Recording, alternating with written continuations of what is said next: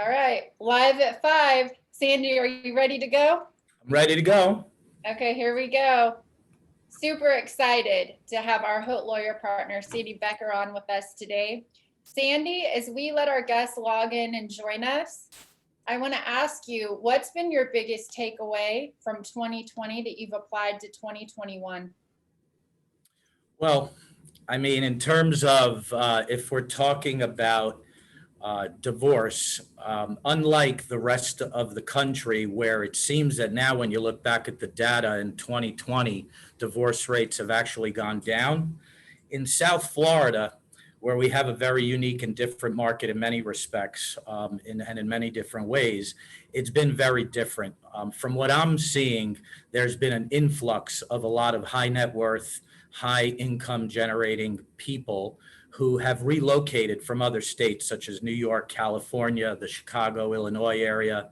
And now we have a massive incremental population of high net worth individuals and high income earners who have now moved because of shutdowns in their respective states, have come here to relocate to a less restrictive state and dispose of their homes where they may be, relocated the children, enrolled them in school, and already dealt with a lot of the issues that you would deal with in day-to-day divorce. So now that they've been here for more than 6 months and realize all you need in the state of Florida is 6 months of jurisdiction to get divorced, what I've realized, if they were pre-planning that and they were considering divorce prior to the pandemic, being down here in Florida has kind of precipitated their inclination to move forward, because a lot of those other states are actually more difficult and onerous to get divorced in. In New York, for example, you have a 1-year cool down period. Not only that, the financial considerations could be much more severe for the breadwinner in the relationship. For example, child support is mandatory until 22 years old. The alimony provisions and calculations that are done in other states are often done off of significant percentages of gross income, which isn't the case here. So in many respects, Florida is a very desirable jurisdiction in general for a high income, high net worth individual to get divorced in. And now that they find themselves here and we find ourselves in South Florida with this additional population of significant means that has already relocated, we're seeing a boom here, quite frankly, in South Florida that's unlike the rest of the country. Sandy, share with us about your personal takeaway. So let's say family law aside, your practice aside, what about personally? What was your biggest takeaway that you've applied to 2021? Well, I mean, my biggest takeaway has been re-examining the efficiency at which we operate in terms of staff being relocated to operate virtually. A lot of big law firms and law firms in general are now downsizing their operations because they're realizing they can operate very efficiently, effectively with their personnel in the virtual type scenario. And like everybody else, it's been a moment of personal and professional reflection in that you generally assess how you've been handling your life and your business and trying to adapt to the current environment. Sandy, thanks so much. And again, on behalf of Haute Living and Haute Lawyer, thank you very much for speaking with us today. To formally introduce you, with over 20 years experience as a criminal defense and family law attorney, Sandy B. Becher has handled hundreds of cases in and out of the state of Florida. He is known for his successful defense of the James Giordano against charges for international sports betting and illegal online gambling. Mr. Becher also successfully defended Gloria James, NBA star LeBron James's mother, against battery charges stemming from an altercation with a valet parking employee at a Miami Beach hotel, Latin star Paulina Rubio's divorce and custody battle case, and rapper Flo Rida during a paternity suit and DUI charges. In the area of family law, Mr. Becher has also provided outstanding legal representation in paternity, divorce, custody, and international child kidnapping cases. Prior to entering private practice, Mr. Becher served as a public defender in the Miami-Dade County, representing hundreds of indigent defendants in felony and capital cases. Sandy, thank you so much for being with us. It's a pleasure to be here. Thank you for having me. So to start out, are there cycles to divorce rates? And are you finding, you covered it a little bit already, are you finding that they're going up or down through the pandemic and beyond? Well, it's interesting. In anticipation of this webinar, I actually did some research to compare us to the rest of the country. What I've found is over the years, the divorce rates surprisingly have actually gone down in general. But that being said, I think it's because you will also find that the marriage rates have gone down. People are marrying less and therefore are divorcing less. Now, again, there are differences and nuances related to certain socioeconomic scales in terms of divorce. What you'll find is in the higher, more affluent people, the rates of marriage have actually gone up, whereby in the middle class or lower class, the rates of marriage have actually gone down. And I think what's happening is more people are deciding to enjoy each other's companionship and pool each other's resources financially for the rest of their lives together, but not necessarily deciding to marry. So those are some of the nuances that we're seeing in the statistics. But again, here in South Florida, it's a bit different because we get an influx from Latin America. We get an influx from Europe.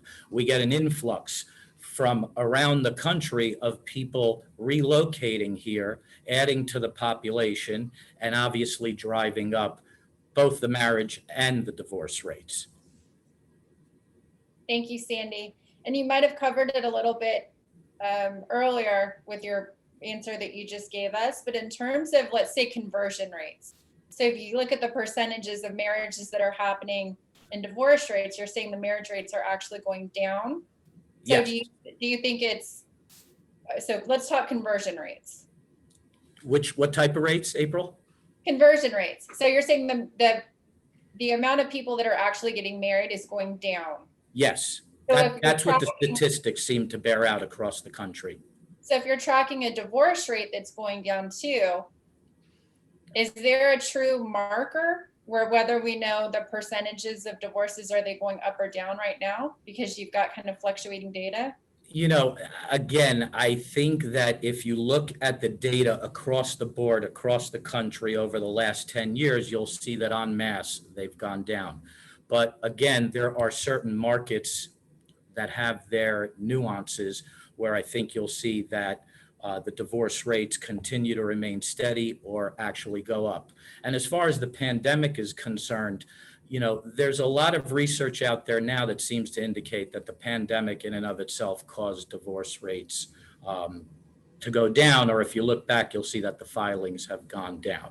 But I think a lot of that is because most people just kind of went into a holding pattern regarding everything in their life. And in as much as they were confronted with insecurity in the job market and in their employment and so forth, they held back on extra spending, preserved their cash, continued to pool their finances, and were worried about now having to sustain two households and pay for lawyers and proceed, you know, with a divorce. But that being said, it's not because the pandemic in and of itself created a moment of enlightenment or epiphany amongst people where all of a sudden they've now renewed their vows with each other and realize how much more committed they are to each other than ever, quite frankly. And it's unfortunate.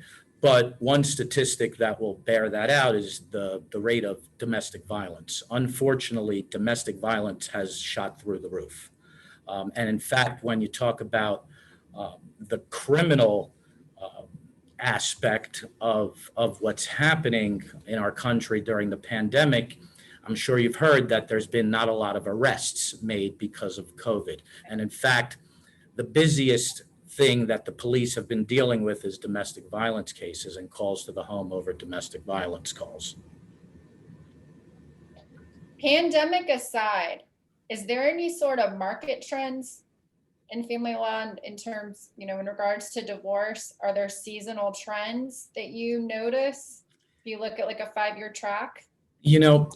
It's always been pretty steady, unfortunately for society, I suppose. Um, it's something that is driven by human behavior and the life cycle itself, and it seems to bear out each and every year that the divorce rate is pretty consistent, and in as much as here in Florida and in South Florida, it's remained consistent. As far as cycles, I don't think there's any one cycle that drives it.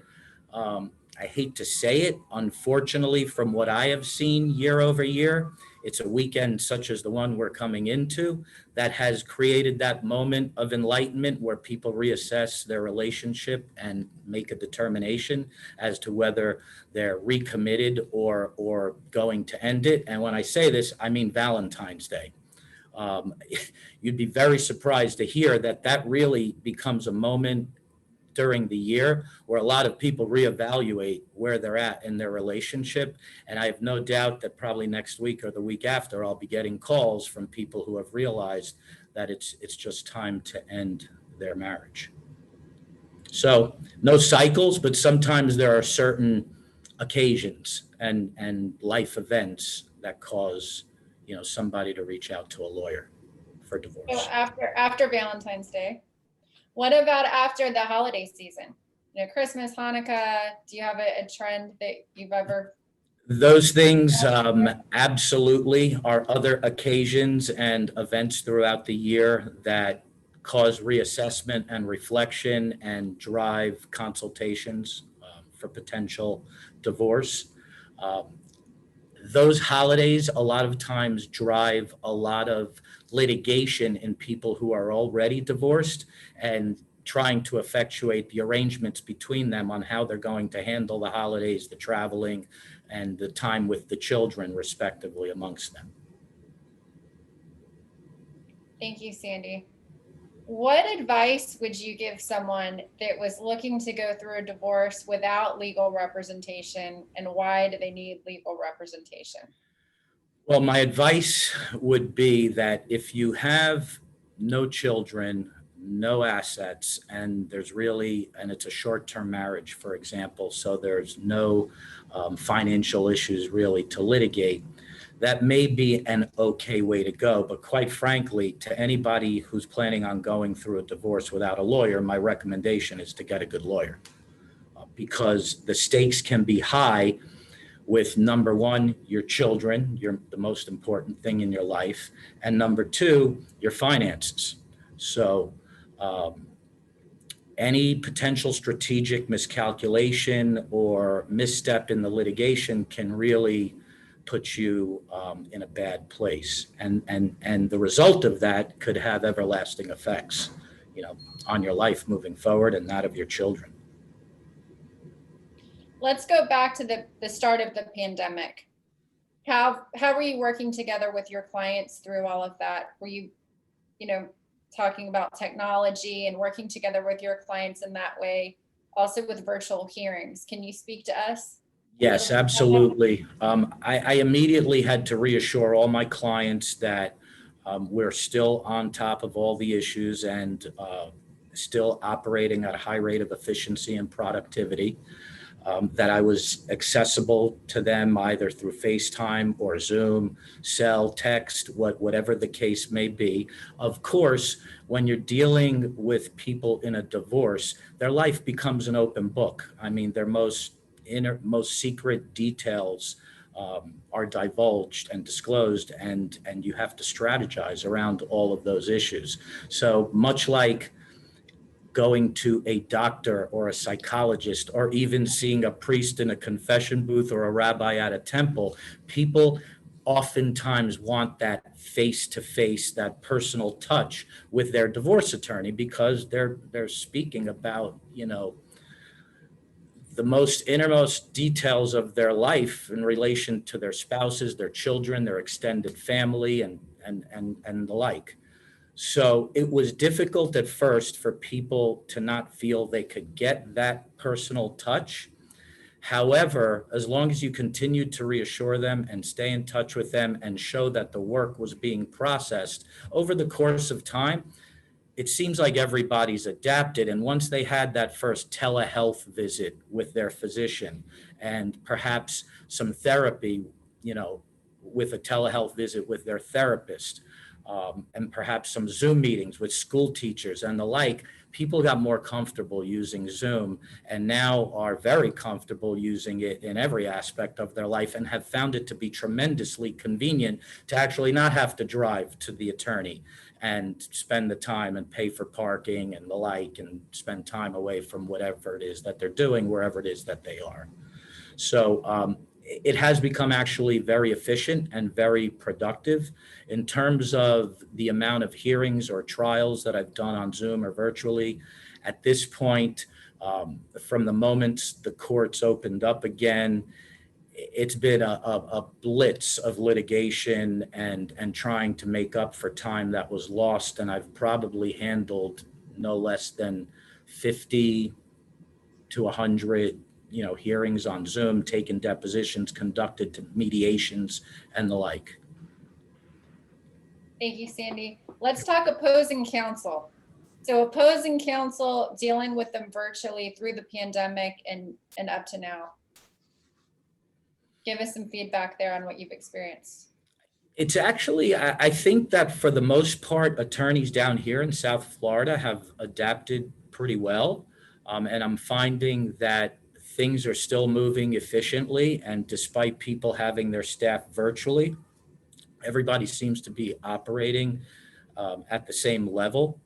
So dealing with opposing counsels has been pretty much the same. And in terms of scheduling matters like depositions and mediations and hearings and the like, to some extent, it's been easier because people aren't having to, or lawyers aren't having to account for the travel time associated with having to go to different courthouses or be in different places for mediations and depositions and so forth. So the courts are opening up in Miami-Dade County back in March, correct? Yes, that's right. So do you see, a huge, what do you see happening when that happens? Because we've heard a lot of different feedback over here. Well, when you say the courts are opening up in Miami in March, I'm not sure that they're opening up in Miami in March yet. Things are being scheduled and that is being planned on, but it remains to be seen. Obviously, we're still in the middle of some serious things, and I think it's kind of day to day as far as scheduling is concerned. We're scheduling matters 2, 3, and 4 months out. Nobody is really banking on it being in a physical courthouse. Right now, everybody is kind of planning as if we're still moving forward on Zoom. As far as my personal preference as a litigator, naturally, I think, if you talk to any fairly experienced seasoned litigator, they would tell you they want to be physically in a courtroom and also have that personal touch with the judge and the witnesses. So I look forward to it, but I must admit it has been very, very convenient and efficient to handle matters through Zoom. Unless you're a little older like myself and it gets a little technical when you're trying to share documents and and do the technical, computer stuff that you have to do virtually, as opposed to handing things over to a witness or to a judge in a courtroom that you're holding physically in your hand. Thank you, Sandy. You're welcome. Talk to us a little bit about the ABCs of hiring a divorce attorney. What should someone be looking for specifically? I think number one, you should try to get as many personal references, from other people that have been through it as possible, and get to talking to them about what their experience was. And the number one thing you want to look for, I believe, is how accessible the lawyer will be to you, how attentive he will be to your case and to your needs, and the level of comfort that you feel and trust that you feel in dealing with him. Naturally, looking up reviews, calling the Florida bar or whatever governing body in your particular state there is, and getting references as well is very helpful. But those are the types of steps I would say to take. Certainly take a minimum of 3 consultations with 3 different people, and then take it from there. Thank you, Sandy. What about cost? Give us an overview of cost. Yeah, that's always very difficult to kind of guesstimate, because it's all going to depend on the time it takes to handle all the issues in the case. So I think first you have to assess all of the issues and kind of forecast what it will take to address all of it. But it's always, a moving target, because people change their feelings along the way. Things change along the way. And can you pause there when you say people change their feelings along the way? I mean, I'm sure you've had this happen, where people, they decide they'd like to stay together after all. Do you? Absolutely. There are situations where through the process, people decide to reconcile. I must admit they're few and far between, but it does happen. And sometimes it is because of the stress and cost associated with having to go through the process that has made people reflect on the situation and decide to give it a little more of a chance. I don't want to be negative, but most of the time that's generally a procrastinating type situation that isn't going to end well anyway. As far as the costs are concerned, it's never cheap unless, like I said earlier, there really are no assets or children to really argue over. It's a short-term marriage and there's no financial considerations. But it's never cheap. It's simply always a function of how much time it's going to take to handle every issue in the case until its finality. So let's say no assets with children. If the parties are in agreement on how to share the time between them and confer with each other on all major issues related to raising the children, then it should be very easy. If the parties do not agree about these things, then that is one aspect of divorce that can be extremely costly. The parenting plan litigation. The parenting plan is a document that essentially outlines how you're going to raise your children. And oftentimes what was called, custody issues before, we don't really use the term custody anymore, but when parents fight over how to handle their children, that's called what was called a custody battle. And those things are very costly and very emotional. So, and oftentimes require a lot of witnesses and depositions and perhaps a guardian ad litem and litigation in court over who should have the children, which amount of time, or who should make decisions over certain respective things. And people can really dig their heels in on those issues, and it takes time to sort out. Staying in bounds along the lines of cost, this is from an audience member.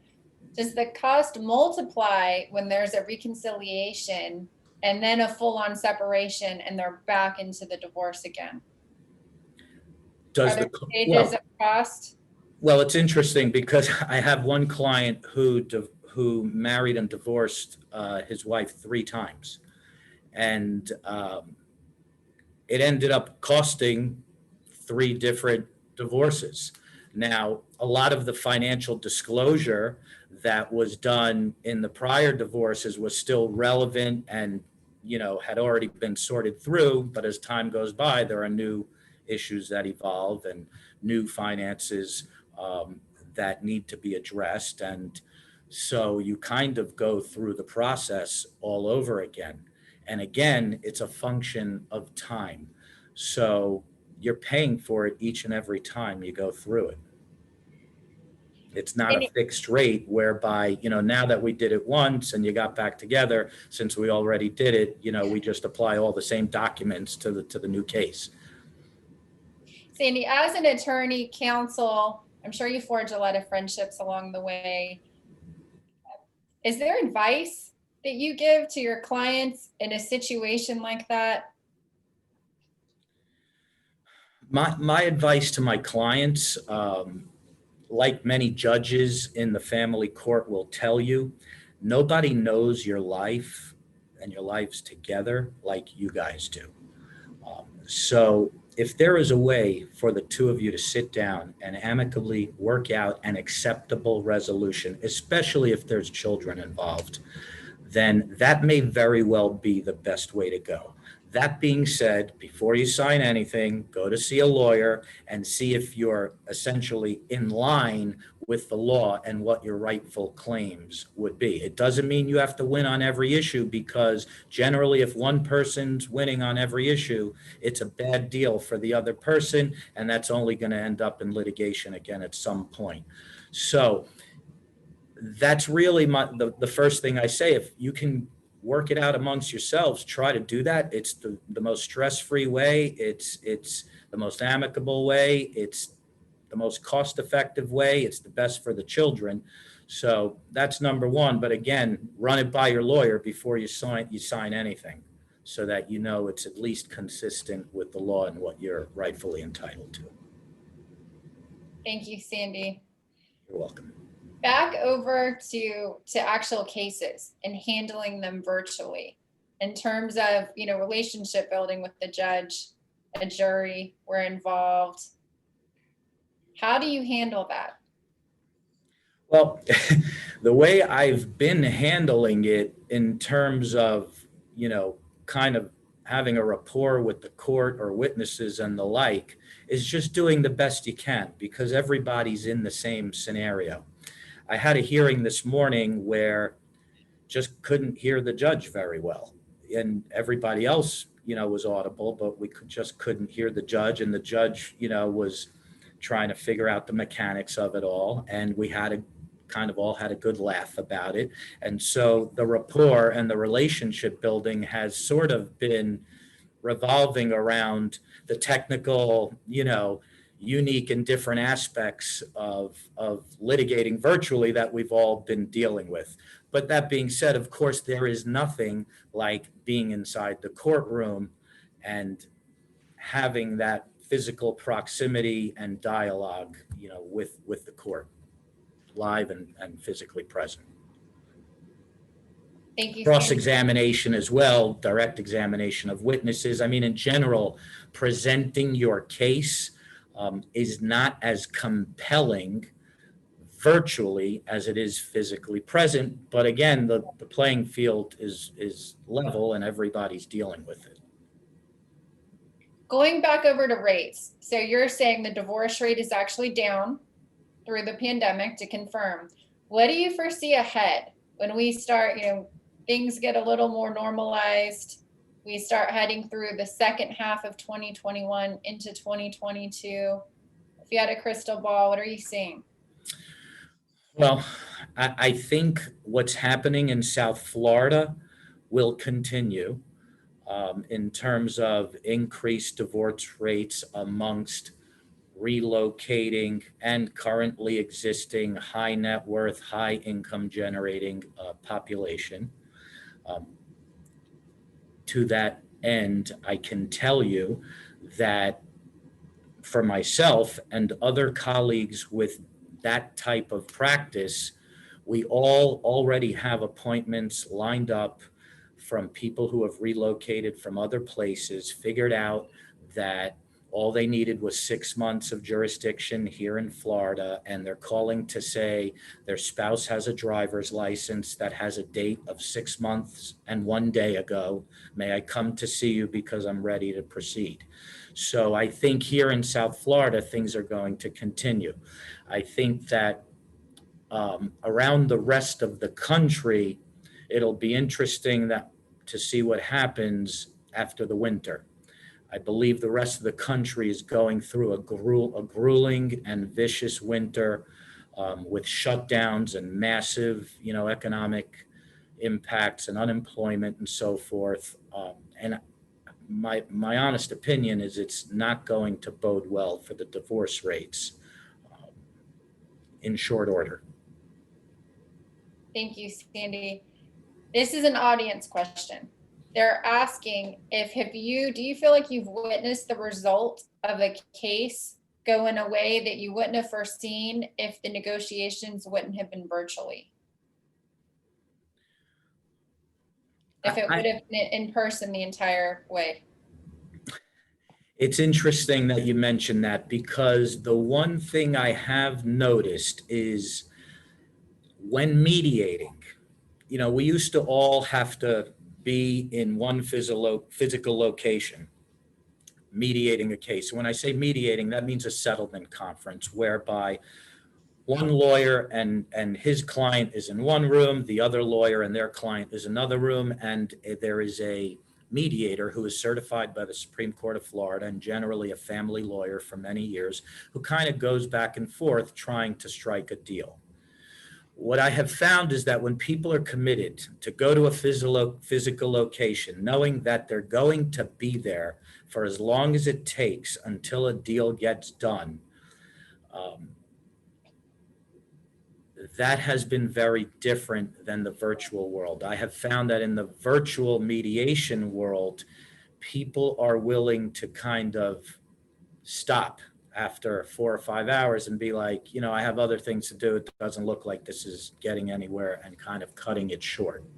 So it may just be my personal experience in terms of, what I've been seeing along those lines, but that's what I've noticed in that regard.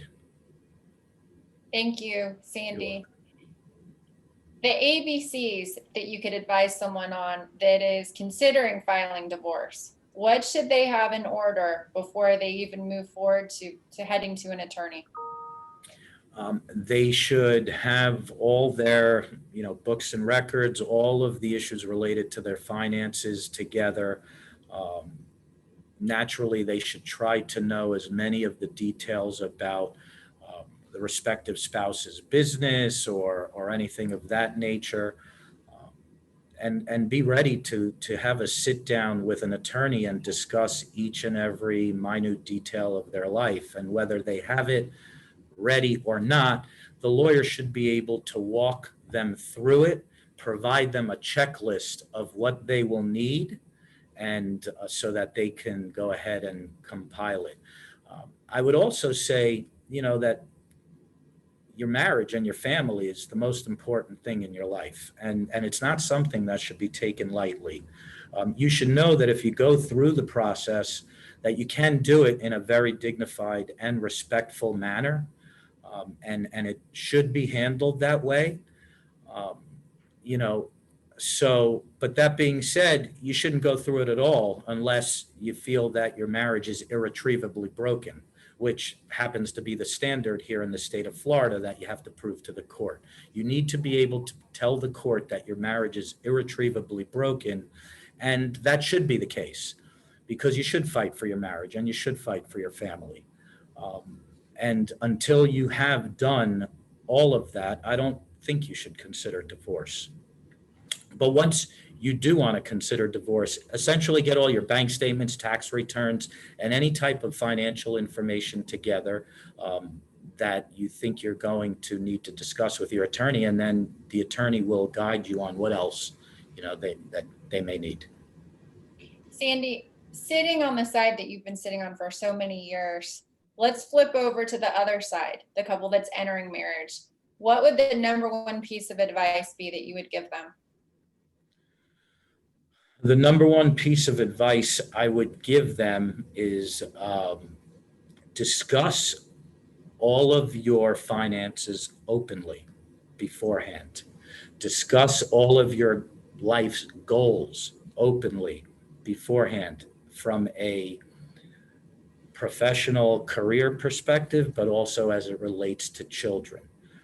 What I have found is that people fall in love and don't want to talk about these things, but that ends up rearing its ugly head down the road when all of a sudden you realize, well, I wasn't necessarily, thinking along the same lines of having a two-income household or having more kids than less kids, or practicing certain religions, or wanting to put the kid in private school versus public school, or all of those things that you're going to have to deal with in your everyday life as a married couple. I think it's critical to address all of those issues beforehand in a very forthright, civilized and respectful way, and have a conversation and see where you agree and disagree, and how you can bridge those gaps, if you can bridge those gaps, and kind of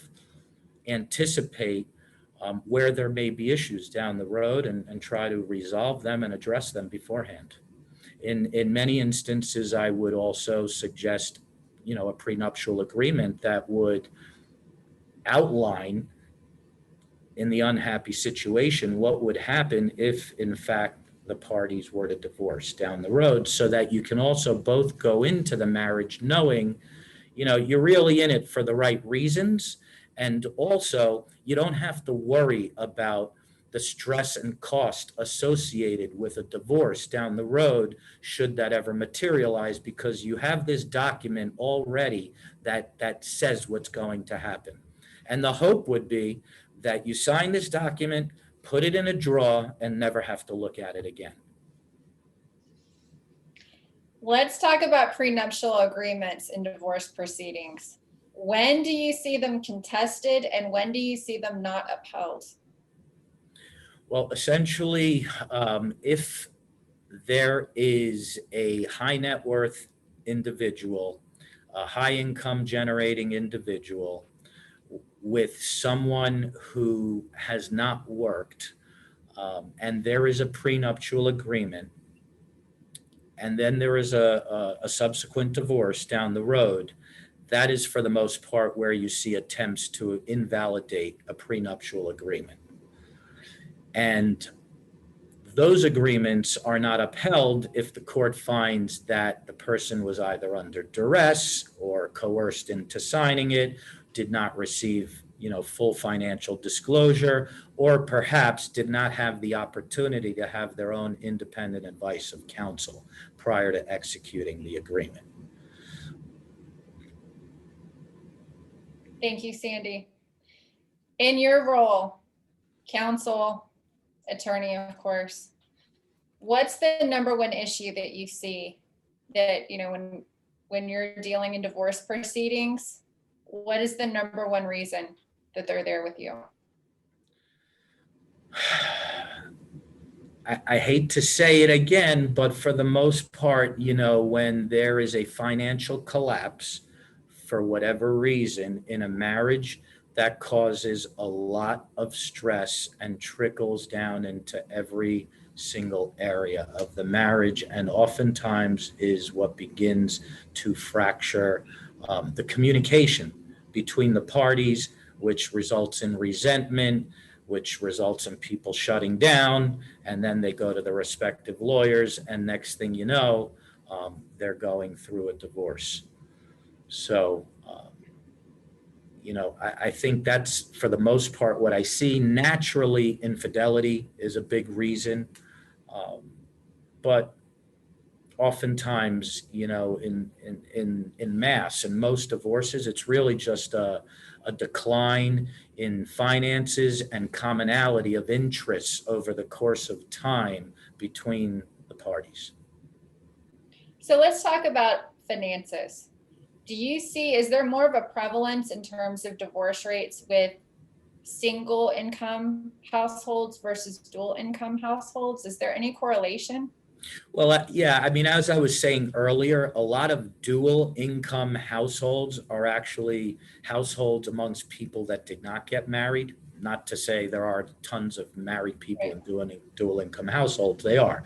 But I would say that the divorce rate amongst the higher income people is probably a bit higher than amongst the middle class or lower income people, because the marriage rates are higher. So, and there's more at stake and more to be gained in the event of a divorce potentially, but also more to be lost if you're the breadwinner. So for example, in terms of being in a state like Florida, again, a lot of people who are now affluent and relocating from other places such as the New York, LA, Chicago, Illinois areas that are much more onerous about divorce proceedings and much more costly in terms of what the breadwinner has to pay to the non-income generating spouse. Here in South Florida, the marketplace is that in those areas, a lot of people, especially now, given the pandemic and the decrease in values in a lot of their assets and the decrease in income as a result of the pandemic, has made it a favorable and opportune time to initiate divorce proceedings if you're the breadwinner. Let's talk about the state of Florida. Why is the state of Florida, I mean, divorce is obviously a very, it's a very sad thing, but why is the state of Florida a good place to be if you're moving forward with a divorce? Well, for starters, there's no cool down period. Like I said earlier, in New York, if you want to get divorced, they essentially make you wait, for a year before they allow you to proceed with divorce proceedings. Not only that, here, and we don't have that here. Not only that, but it's a no fault state. So we don't take adultery into consideration, where in other parts of the country, if you're found to have been an adulterer, there could be additional financial penalties and consequences in your divorce. That being said, we do have the concept of dissipation here in Florida. So if you're committing adultery and dissipating or utilizing marital assets for an illegitimate purpose, whether it's adultery or otherwise, then that could be held against you. And whatever marital funds you utilize for those purposes, your spouse could make a claim and be entitled to half of that money back, because arguably half of it is hers that you went, or his for that matter, that you went and dissipated on other reasons. But those are two big reasons why Florida is very favorable. Another one is that while everybody loves their children and is going to do whatever they can for them forever, for the most part, states like New York or New Jersey require you to pay child support to your former spouse directly until your children are either 21 or 22 years old, where here it's only 18 or 19 if they haven't finished high school yet. And in general, the person paying child support prefers to do things directly for the children rather than be paying the spouse the check. So it's more desirable to pay child support to your former spouse for your kids until they're 18 or 19, but then anything you want to do after that for your kids, you can just give to them directly, as opposed to having it court mandated till the age of 22 as a payment to your former spouse, which here in Florida, you're not even really entitled to an accounting to see how they're spending that money. So those are important reasons. Also, in other states, they do a calculation on a percentage of someone's gross income for alimony purposes. Here, the law is need versus ability to pay. And that's essentially the case law that drives the calculation on alimony. So we don't sit there and say, okay, tell me what your monthly income is. We're going to take 35%, and that's what's going to go to your former wife as alimony. We literally look at what will be the needs of the recipient of the alimony moving forward, and what is the ability to pay that alimony by the person who's being asked to pay. And that is the analysis. How is this handled? If there's a pending divorce proceeding and one spouse relocates to another state with their children, what happens in that case? Well, you can't just relocate to another state with your children if you're in the middle of a divorce proceeding. You have to file a pending divorce. So let's say prior to filing, they know it's an impeding something that's going to happen. How would you advise and counsel someone in that situation where a spouse is actually trying to switch to a different state's jurisdiction? Well, I would, if somebody was concerned that their spouse was going to leave with the kids to another jurisdiction, I would tell them that they should, file for divorce immediately. Because when that happens in the state of Florida, there is an immediate status quo order, which is from the administrative and chief judge in the respective jurisdiction, that essentially says whatever's been happening during the marriage must stay the same. You must maintain the status quo as it relates to the children, as it relates to the finances. So that court order in and of itself restricts somebody from just getting up and leaving. And once that case is filed, the person who does want to leave needs to file a petition for relocation, and there has to be an actual trial on what is in the children's best interest. Is it to remain in this jurisdiction, or is it to allow the soon-to-be former spouse to move to another jurisdiction with them? So the advice that you would give if there's an impeding divorce, so let's say, they think it's maybe a month out, and there is a spouse that flees to another state with their children, would you say file immediately, go on the next day and file? I think it would behoove anybody who is concerned with a spouse leaving with their kids to another jurisdiction. It behooves anybody to file as soon as possible. That being said, if they leave and you file subsequent to that, there certainly are mechanisms to have the children ordered to be returned to the jurisdiction where the divorce is pending. But at that point, you're a little bit behind the eight ball. And so, and at that point, the kids may have been enrolled in school or, doing some other things to already establish themselves in another jurisdiction that just isn't good for the kids to be stuck in a back and forth situation. So my strong advice would be, if you're going to get divorced, don't wait to be playing defense once your kids, are somewhere else. Stay on the offense. That's right. Sandy, thank you so much for all the time that you've spent with us today.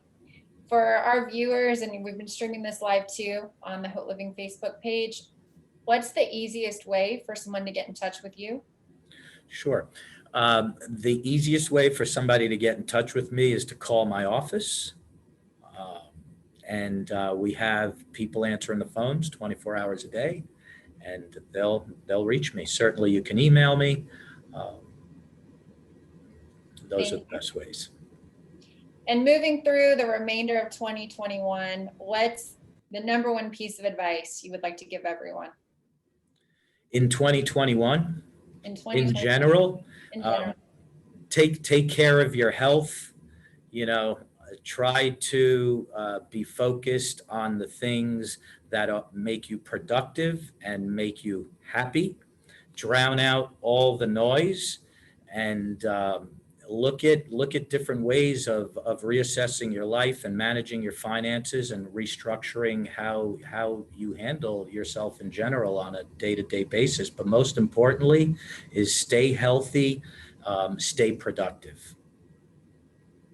Sandy, thank you so much. Great partner here at Haute Living and as part of our Haute Lawyer network, and we really value your insight. And thank you so much for spending time with us today. Thank you so much for having me. It'd be my pleasure to be back anytime.